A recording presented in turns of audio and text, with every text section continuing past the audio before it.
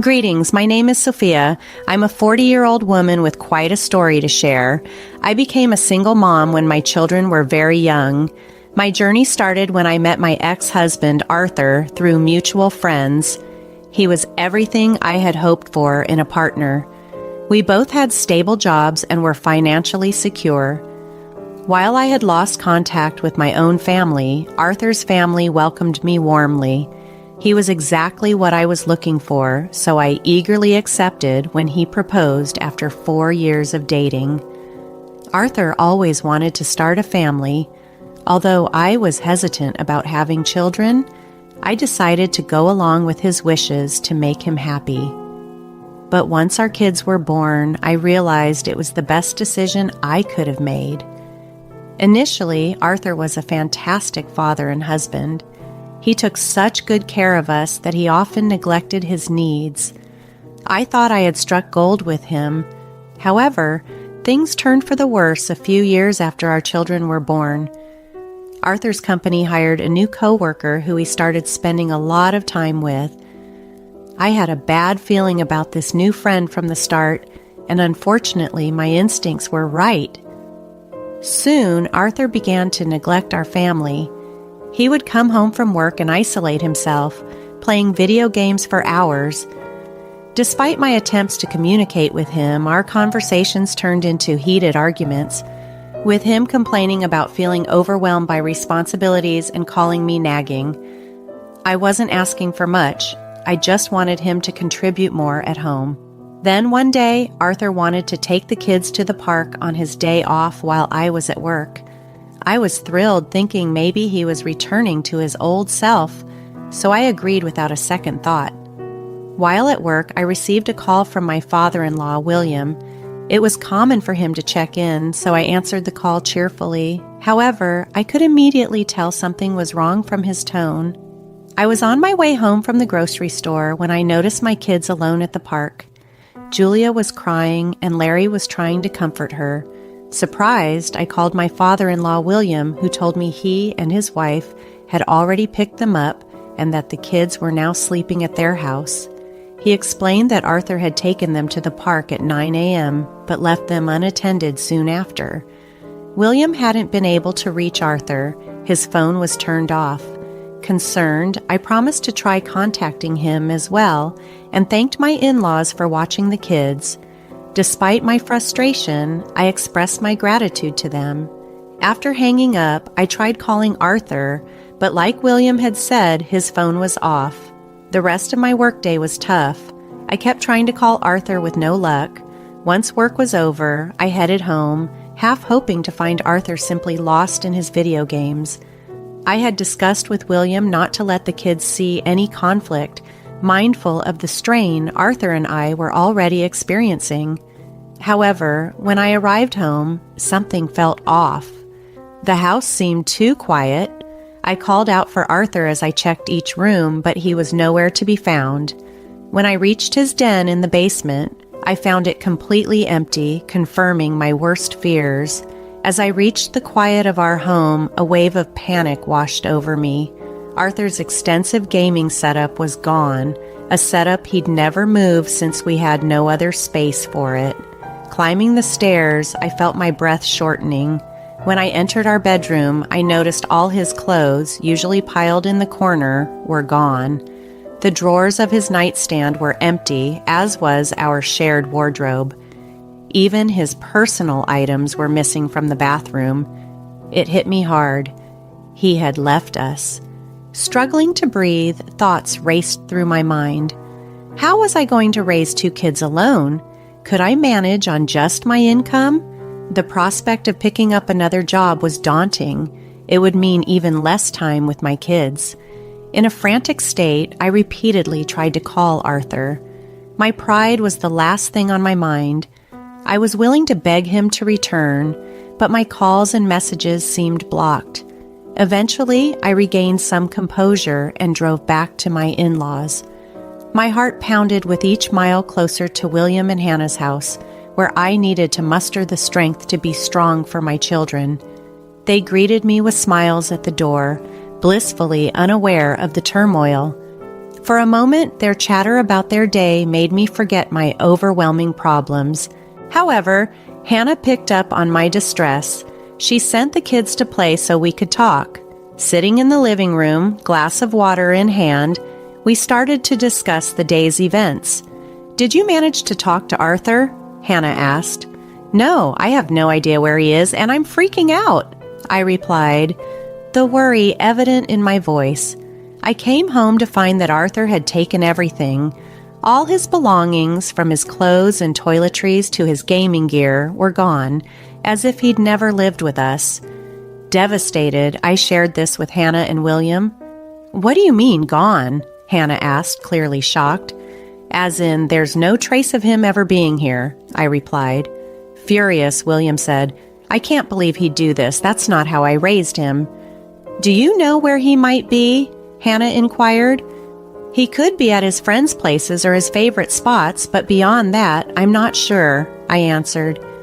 "Let's start by contacting his friends and checking those places. If we don't find anything, we'll consider involving the police," William suggested, though I was reluctant to take that step. So I began calling everyone we knew, even reaching out to some of Arthur's old high school friends. Meanwhile, Hannah and William spoke with their relatives and neighbors. We all spent days searching the city, trying to locate him. During this time, I also had to balance work and the kids. I was fortunate to get a week off after explaining my situation to my boss. Handling the kids' questions about their dad was much harder. They asked daily when he'd be back, and I told them he was on a business trip to spare their feelings. Thankfully, Hannah and William were a tremendous support. Eventually, we did have to involve the police, but they couldn't do much since Arthur had left voluntarily. He wasn't officially a missing person. That realization was crushing. I felt utterly betrayed and abandoned. All the promises Arthur and I made, like staying together forever and raising our kids well, seemed broken. I spent nights crying myself to sleep, unsure of how to face my children or explain that their father had left us. One evening, after putting the kids to bed, William and Hannah came over to check on me. Their presence was a small comfort in the overwhelming chaos of emotions and responsibilities. Before I knew it, tears were streaming down my face in front of William and Hannah, and soon they were crying too. We held each other in a silent embrace until our tears subsided. "I'm sorry, I didn't mean to break down like that," I apologized. "There's every reason to cry," Hannah said gently. "You've lost a husband and we've lost a son. We understand your pain. I guess we feel a bit guilty about his actions," William added, his voice filled with sorrow. "You shouldn't feel guilty," I reassured them. "Arthur made his own choices. It's not your fault." "Maybe it's something we did in raising him," William speculated. "That's nonsense," I countered firmly. "You raised him well. The fact that you're here with me and the kids now proves it. You could have left us to cope alone, but you didn't. You're here helping us." "You're right," Hannah agreed. "We could never leave you. You and the kids are our family." "And that's exactly how we feel," William said. "We're here for you and the kids, always. Don't hesitate to ask for anything." After that night, we began to heal from the hurt and betrayal. I eventually had to explain to my kids that their father wasn't coming back. They seemed to have sensed it already because they were surprisingly composed. Their only question was if their grandparents and I were also going to leave them. I promised them we never would. For the first time, my anger towards Arthur wasn't just about his leaving. It was about the insecurity he had instilled in our children. But William, Hannah, and I did our best to reassure them, to show them they were loved and that we were always going to be there. The kids slowly returned to their cheerful selves, and life began to feel more normal. About 6 years after Arthur left, I stopped trying to contact him. I had spent years hoping to hear from him, but it was time to let go and focus fully on our lives without him. 6 years had passed, and I realized just how much Arthur had missed in our kids' lives. They had nearly forgotten about him, and honestly, I no longer saw any reason to wish him back. A decade after he left, our lives had significantly improved. Larry was attending his dream college on a full scholarship, and Julia was excelling in her classes. I was earning enough to support us comfortably. Hannah and William had become even more integral to our family. They practically lived with us now due to their advancing age and declining health. They had been my pillars during the toughest times, and I wanted them to enjoy their golden years as much as possible. Adjusting to our new life took years, but we were in a good place. That is, until William fell seriously ill. Hannah and I took turns staying by his hospital bed when he slipped into a coma. The house was somber. Laughter and smiles were rare during that grim period. However, things took a turn when William miraculously woke up from the coma. He was still frail, and the doctors warned us he didn't have much time left, but he was alive, and that was something to celebrate. We all spent as much time as we could with him in the hospital. Despite his weakness, William's spirit remained strong. He even managed to lift our spirits, insisting on calling his lawyer to the hospital to rearrange his affairs and update his will. He wanted everything to be for us, even in his condition. When the lawyer arrived, William asked for privacy to discuss his will, leaving the rest of us outside. "I'm sorry I couldn't let you guys in," he apologized afterward. "It's okay, just get your rest," I reassured him, trying to hide my concern. "I just wanted to surprise you guys." William chuckled weakly. "That's incredibly thoughtful of you, especially now," I replied, touched by his consideration. "We don't want this surprise for a while, though," Hannah added softly, her voice tinged with sadness. "At least this way there's something to look forward to," William said, trying to keep the mood light. "But I have one condition. You have to promise me to stick to the will no matter what. Make sure my estate is divided exactly as I've planned." "Of course," I promised William, assuring him everything would be handled exactly as he wished.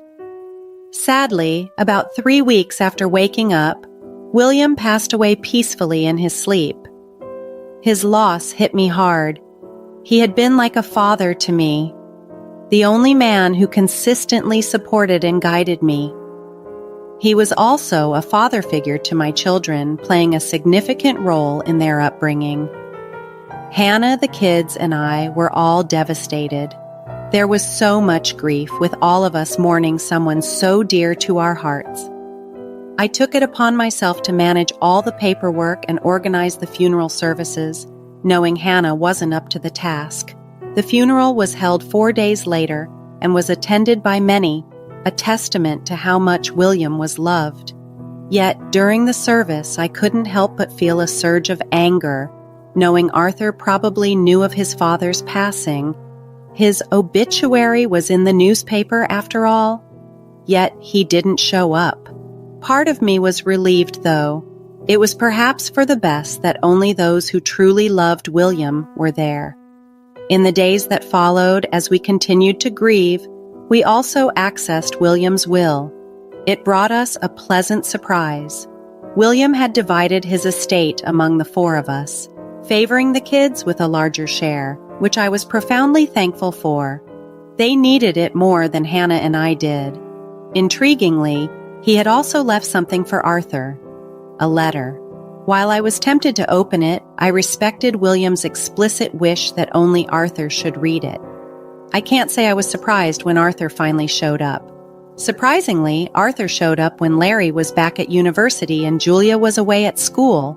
Seeing him after all these years filled me with anger. Hannah felt the same way. Arthur looked like a shell of his former self. He was gaunt, his bones prominent under his thin skin, and his eyes were hollow and bloodshot. He used to be muscular, but now his arms and legs were mere twigs. His voice was raspy, suggesting years of neglect, possibly due to substance abuse. Although I understand that addiction is a serious illness that needs compassion and treatment, I found it hard to extend that empathy to Arthur.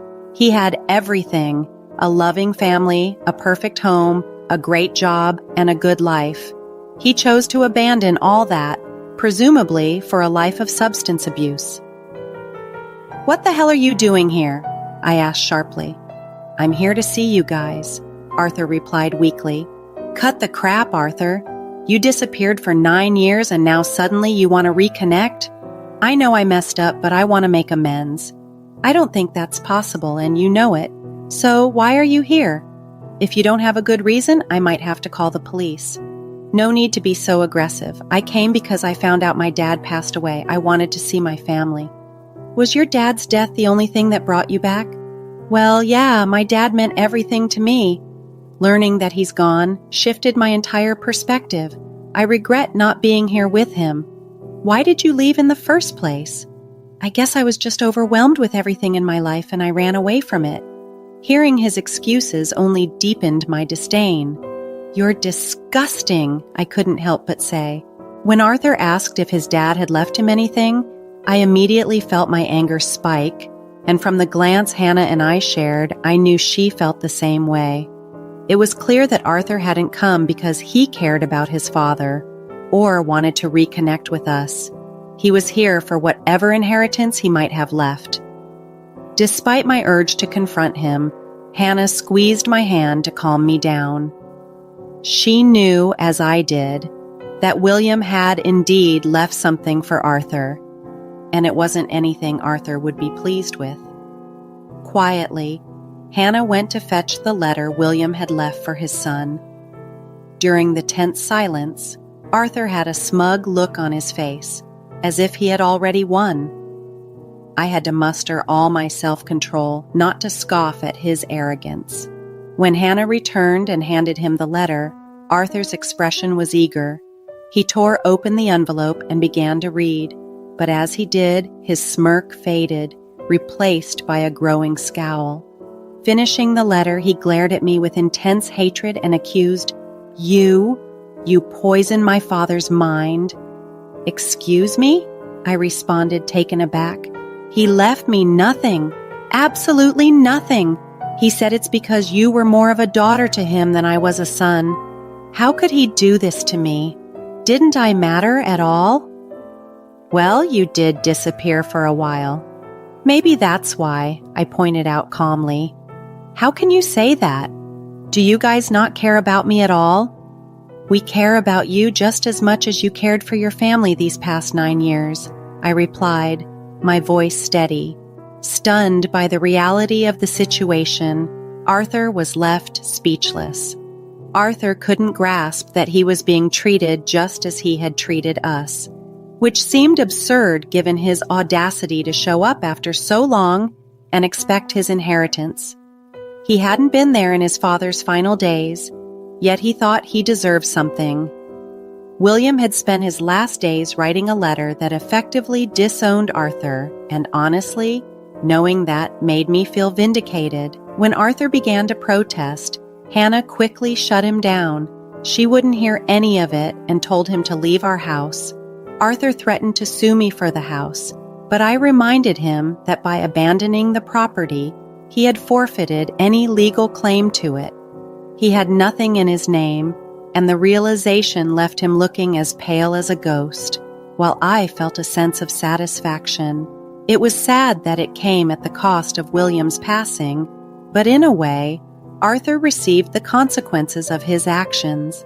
After the confrontation, Arthur left and didn't contact us again, which was a relief. We had grown accustomed to his absence, and our lives quickly returned to normal. Although it was tough moving forward without William, his decisive action in those final days showed his deep love for us and gave us the strength to continue. His legacy was a reminder of his protective love, steering us away from the potential turmoil Arthur's selfishness could have caused.